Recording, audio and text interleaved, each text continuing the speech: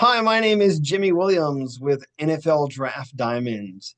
And here with me today, I have a diamond in the rough I'd like you guys to meet. This here is Chance Sparks.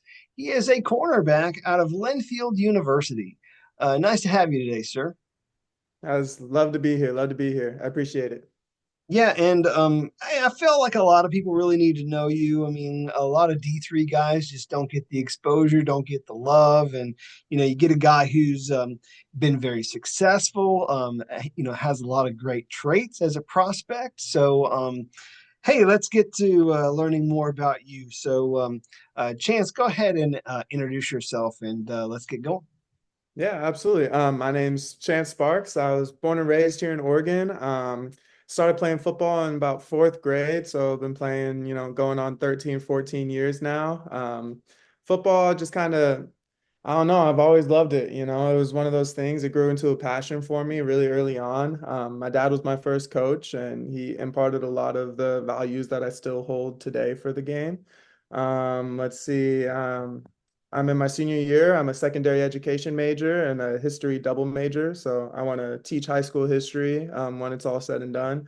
I also want to be able to coach during that time as well. And so I've always thought that I kind of have a little bit bigger minded for the game just because I know that I want to coach when my playing days are over. Interesting. Said a lot there. Very I don't know, just kind of basic.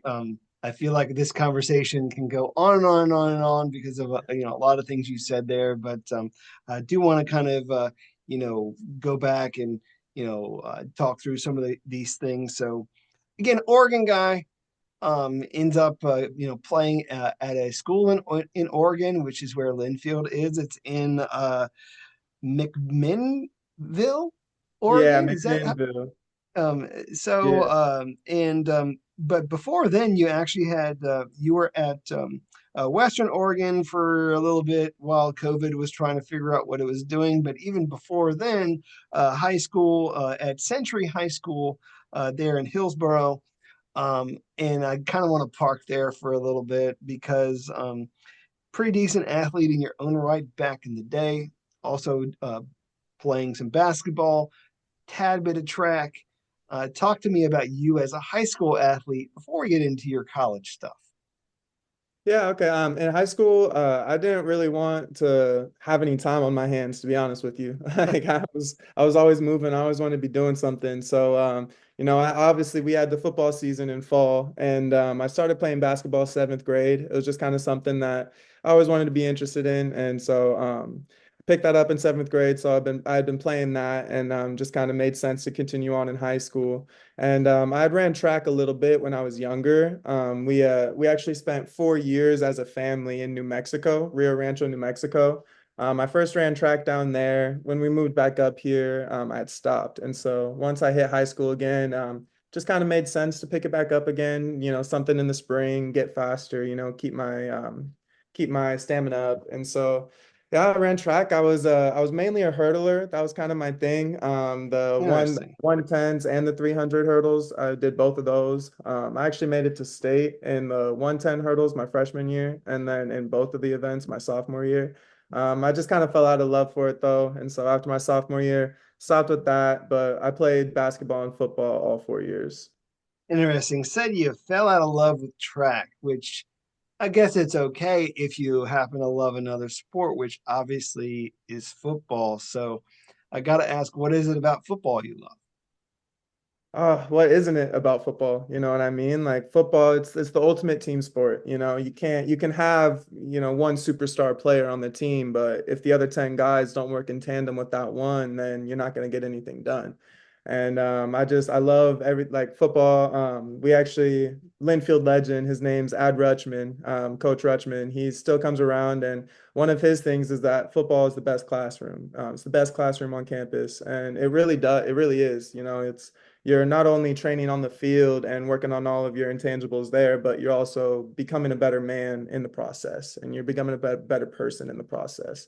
And honestly, I fell in love with football since I first saw it, and I've been riding it up my whole life pretty much. Interesting. So, Chance, when I was trying to do a little bit of research on you, kind of trying to look back at your high school days. Um, I found this guy named Chance Sparks that actually played wide receiver. And I kind of felt like that was you. And then of course, right now, you're playing, there in the secondary at, at the cornerback position. And I'm wondering, of course, how long have you been playing in, defense? How long have you been playing on that side of the ball? I know you had, some time here and there throughout your college days playing some wide receiver, but talk about the transition to defense.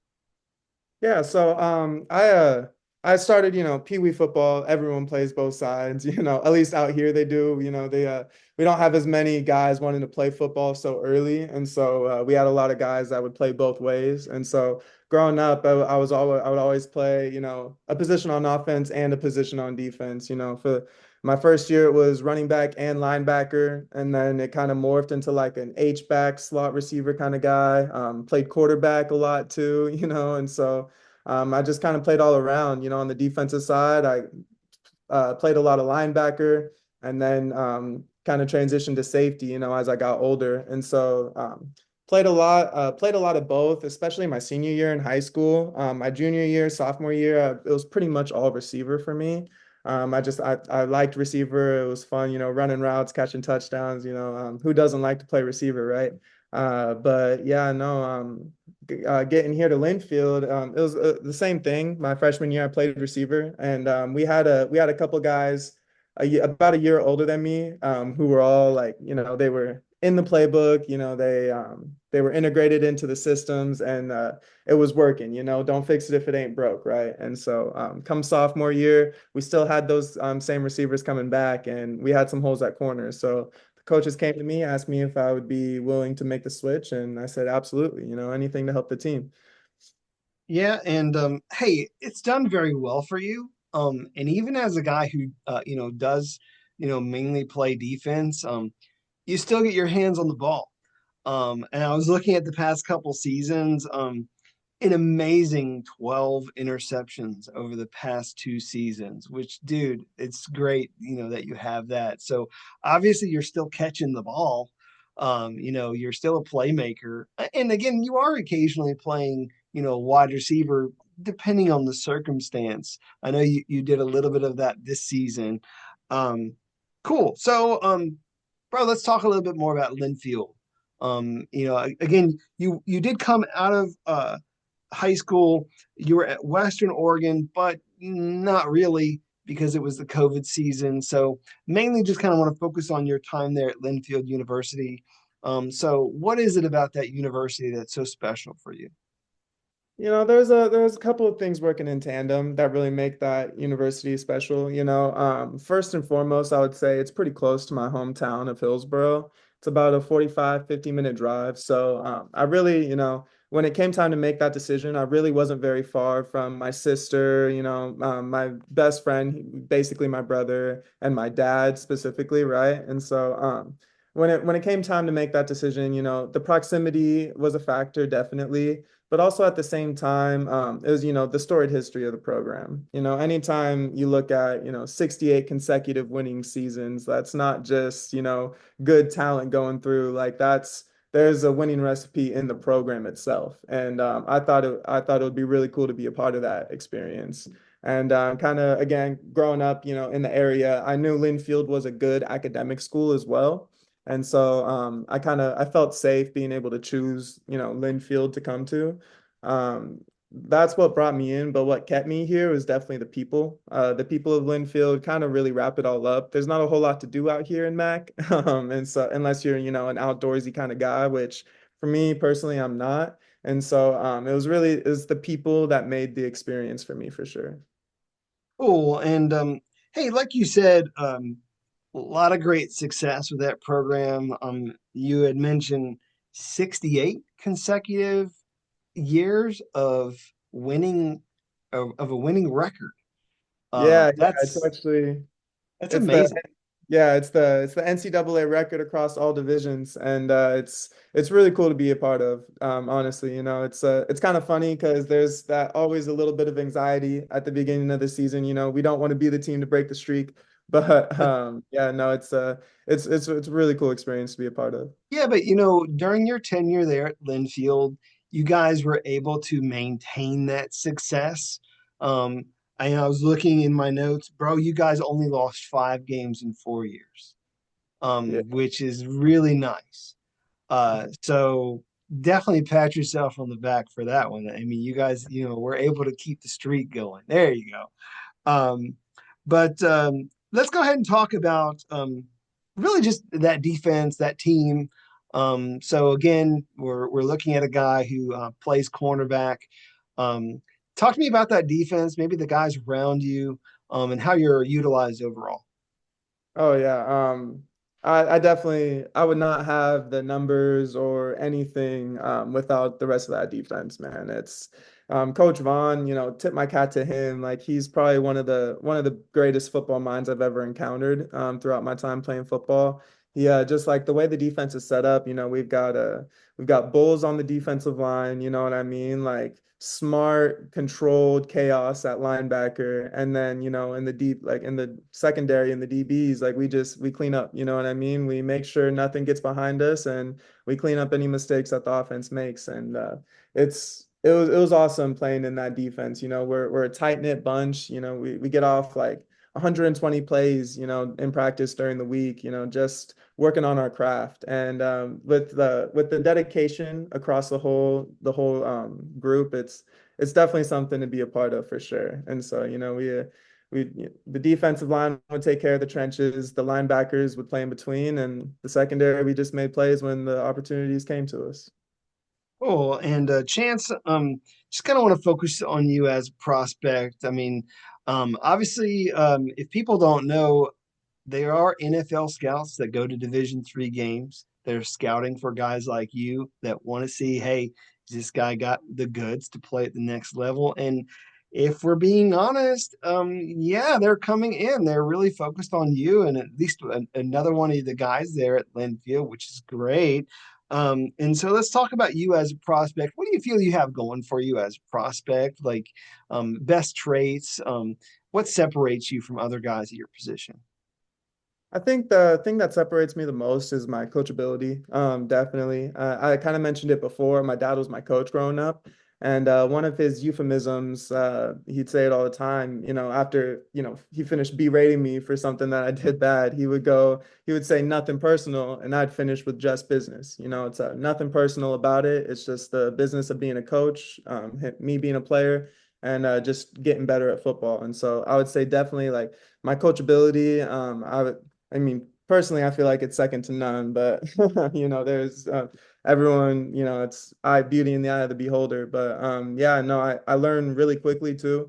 I would say, and I think my college career kind of reflects that. Before playing corner here at Linfield, I'd never played a down of corner in like and organized football. Like I played some corner and some like 7-on-7 for our high school, but you know when it came to games, I played safety and I played receiver. You know what I mean? So corner was a new challenge for me. It was a new hill to climb, and honestly I personally loved it.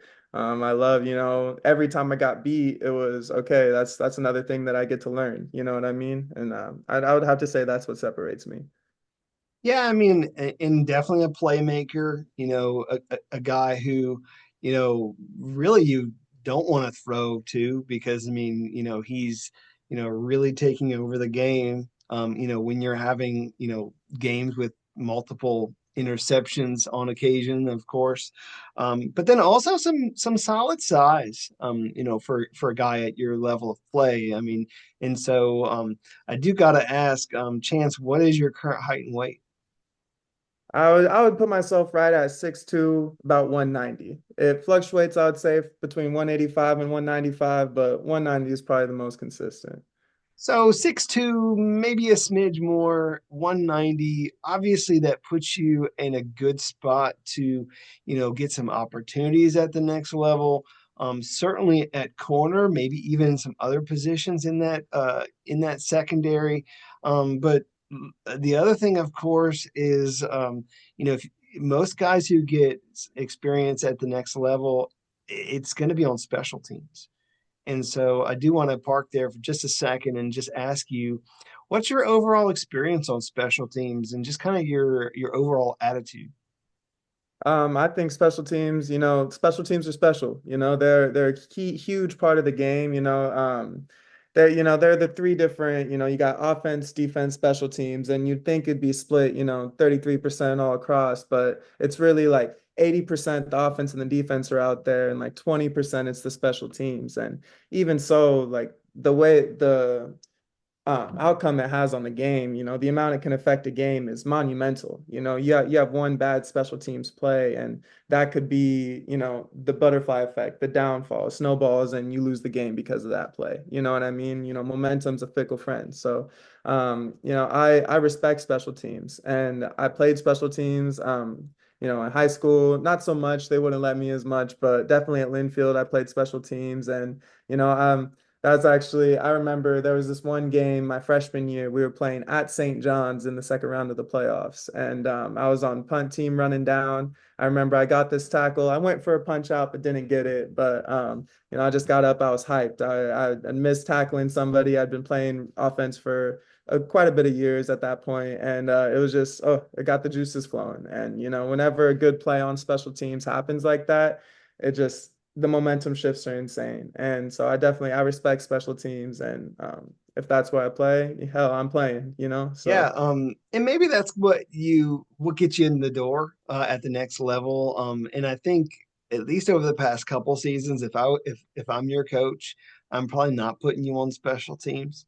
And so it's okay. I mean, that's how it goes when you're the, star corner, that you just don't want anything bad to happen to the guy.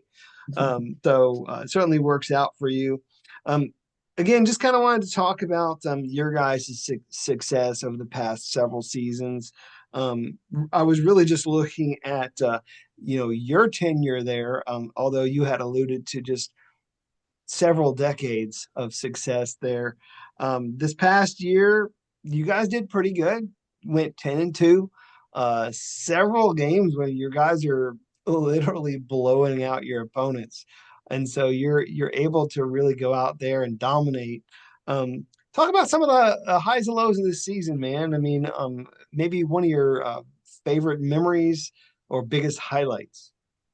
honestly, this game that we last lost, the past game that we lost against Mary Hardin Baylor, they're definitely, they're a good team. Just lost to them in the playoffs this last weekend, and oh, that I just love the atmosphere. That's the word I was looking for. The atmosphere of that game. It was awesome. They were a good team, but we were a good team too. And I remember we were down actually 21-10 at one point in the game. And no, it was 21-3. Check that. It was 21-3. And they were driving, they had the ball. And I remember I'm guarding this guy. He starts running across her. He bends it back to go pump it on like a double move, go straight up. I speed turn, come around, quarterback throws it to him. I tip it and intercept it. And just the explosion of the stadium right there in that moment.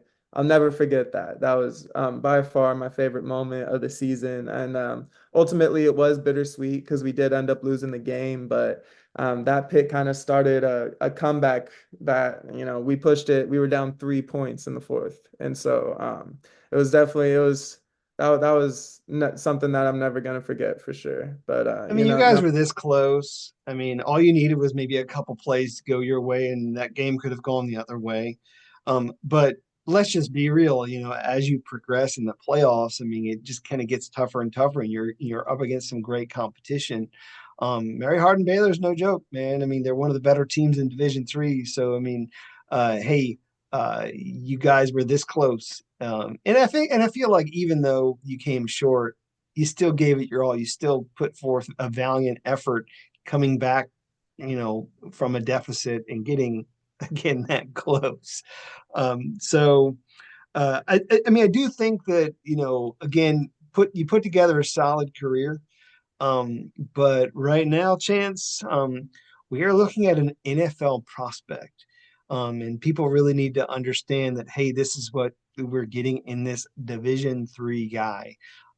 So has that really set in yet? Like, do you have I don't know, like that right now? I mean, that mindset or what? It definitely it hasn't set in at all. I mean, it's a dream come Fair enough. true, honestly. Yeah, it's a dream come true. It's something that I've wanted pretty much my whole life, you know what I mean? And I would even call that a little bit bittersweet too, because I lost my dad a couple years ago. He had a heart attack and last November 2022.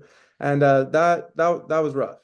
My dad and I mean, he was my best friend. We were super close. And as I said before, he was my coach. I mentioned him a couple times already in this interview.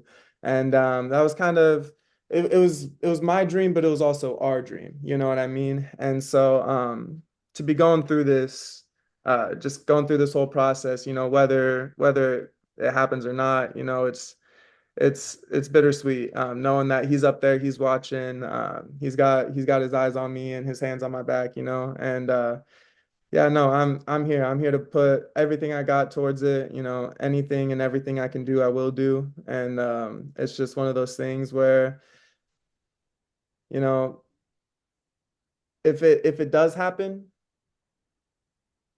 no one at all will be, you know, There won't be any doubters, is basically what we're trying to absolutely, get at. absolutely. Won't be any doubters. No one will be upset about it. That like whoever pulls that trigger, they will not be disappointed. And that's a guarantee. Cool. Well, Chance, do you want to take just a brief moment to see if there's anything else that maybe we've missed during our session? Um, Again, you had mentioned your secondary education major with a history focus, I guess, or concentration. And so maybe when your football days are all done, like you're teaching some history, is there maybe like a specific era in history that like you're a huge fan of that you read the most about or what? Honestly, like I get asked this question a lot whenever I tell someone I'm a history major, they kind of ask like, "Oh, what's my favorite time period? Like, what's my favorite era?" And I don't really have an answer, you know. All of history is interesting to me. I would have to say the only era of history that isn't as interesting to me is like Vikings or pirates.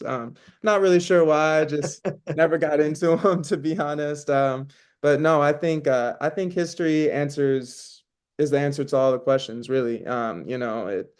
History set up where we're at today, everything about every reason why, everything is the way it is can be answered through history. And I think that's really cool. I also don't think that we really get the true history more often than not. And so I kind of took upon it to myself really early on. I've wanted to teach since I was in about middle school. And I want to teach, true history. And I also want to teach it through the lens that like we're learning from it. It's not just dates, battles, this dead guy said this one thing one time, it's okay, what can we learn from this history? How can we keep it from repeating, that kind of stuff.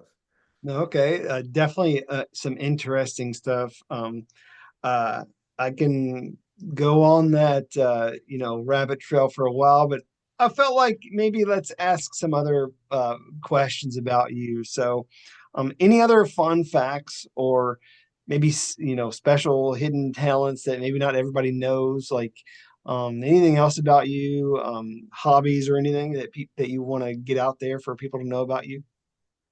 Um, Not necessarily, honestly. Football really is a lot of kind of who I am. I can juggle. I can juggle. Right? I'm a Potterhead. I'm a huge Harry Potter fan. I read the books when I was younger. I watched the movies, of course. I love Harry Potter. I plan on learning the guitar here. Whenever I finally got some time. Inherited some guitars from my dad, and so I want to pick up that skill. But more often than not, it's just, it's finals week for me right now. So I'm doing a lot of schoolwork and just, getting done what I got to get done really takes up a lot of my days. So Gotcha. You had mentioned inheriting some guitars. So, what kind of music you listen to, man? Like, is there like maybe something that you're listening to in the locker room as you're getting yourself prepped up, or maybe just sitting back and relaxing? Like, what's your norm? Honestly, I listen to everything, a little bit of everything. But definitely like oldies. We call them oldies, but like I would say 80s, 70s, like the older kind of music. Definitely picked up a love for that from my dad. There's actually a Pink Floyd poster right above me right here. Dark Side of the Moon. It was definitely my favorite album by them. Yeah, no, I'm not a big country guy. I will listen to country definitely, but it's definitely not high on my list. I have a country playlist that I'll cycle through sometimes, but I don't even think I'll listen to it this year, to be honest. But All right, saw a terrible towel up there. You a Steelers fan? oh yeah, big Steelers fan. My dad actually had a family member play. It was a Frenchie Fuqua played for the Steelers. And so he kind of picked up a Steelers fandom from that. And he was a Steelers fan when I was born, and that's where I got it from. But just over time, kind of growing into my own person, I grew into be a Steelers fan as well. So yeah. Cool. Chance, we are at the stage where we do need to wrap up our time. I mean, we've been at it for a while, and it's nice to get a chance to learn more about you as a person and player. But obviously, man, you're trying your best to get noticed, get your opportunities at the next level. So as we wrap up, go ahead and talk to anybody out there who might still have doubts about you and your abilities, maybe even specifically to some of those scouts. Tell them why they need to give a guy like you a chance, an opportunity to be a part of their team, and finish with your pitch. Go for it. Yeah, absolutely. Well, I would say that, you know, I'm someone to take a chance on. Pun intended there. Definitely. Every time I faced a challenge in my life, I've overcome it. Be it losing my dad, be it, playing freshman football my freshman year and then moving up to varsity my sophomore year, be it, anything. Like when I have a challenge in front of me, I overcome it. And, when I play with people better than me, I get better, than them. You know what I mean? Like I just with my coachability, the way I adapt to new situations, the way I overcome challenges, like when I when I'm put into the fire, I don't come out burned. I come out on fire. You know what I mean? Like I am that fire. And so I think that being able to play with, the most elite players in the nation, I will very soon, if I'm not already, become one of those elite players in the nation. And I definitely think that while it seems like a chance, taking someone from a smaller D3 school, particularly in the Northwest, an area that's not known for its football players, like I think definitely being someone from in this area, like it's a safe chance to take on me.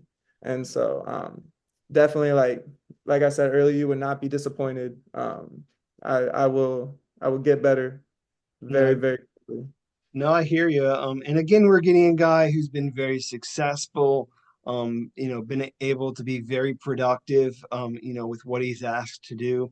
And so definitely feel like you're a guy who needs to be known in this draft cycle. Who knows how all this is going to end up, but Chance, do want to wish you all the best, okay?